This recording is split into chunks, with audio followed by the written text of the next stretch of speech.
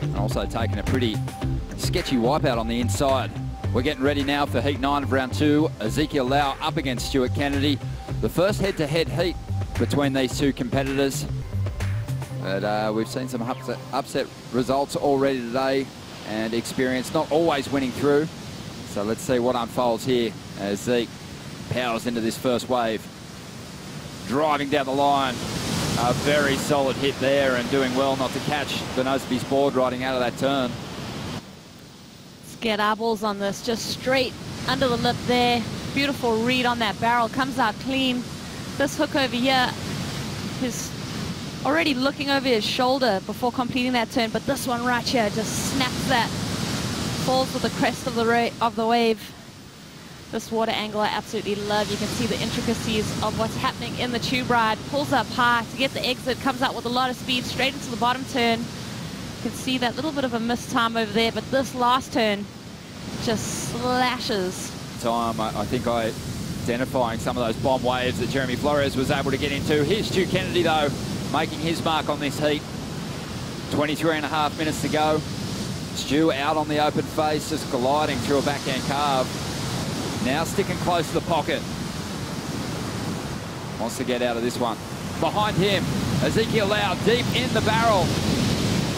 Well, that thing was holding open, and it looked for a moment like he was going to come charging through.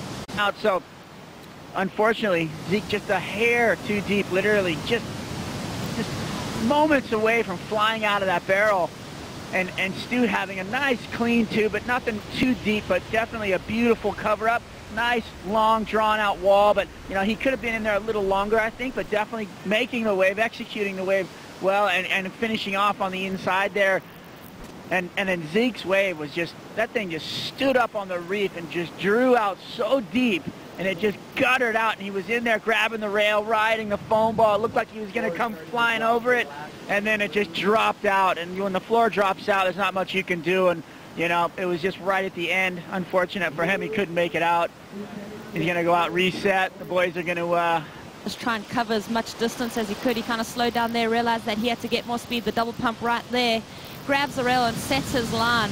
You can see him still traveling through that barrel, so made up a lot of ground with that double pump. And both these guys are very competitive.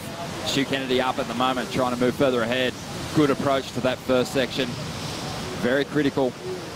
The wave just starting to fatten up a little bit though, and Stu's going to kick out. He wants nothing to do with that tricky end section. You could see it was just gurgling on the inside. Yeah, great choice there. Well, we'll let you go, Belly, and see what happens here. Looks like Stu trying to find something on the inside corner there, but not a very good wave, not a very good wave choice. He's out in front. Zeke needs just a 3.92. He's having a look at this one. A beautiful groom wall standing up in front of him. Just banks it under the lip to set up this barrel through the inside. You could see that wave though, it was a little lumpy, and there's an example of that shorter period swell. Started so well, a 6.83. Pulled into the wave of the heat, but just couldn't find an exit. And here is that last effort from the water, that wave staying open. But Zeke just a little too late, Rosie. That is going to haunt him, Ronnie. Along with the wave that he didn't make earlier in the heat, I think those two things are just going to wake him up at night and give him a lot to mull over this evening. Well, Stu Kennedy gets a much-needed heat win. He's on to the third round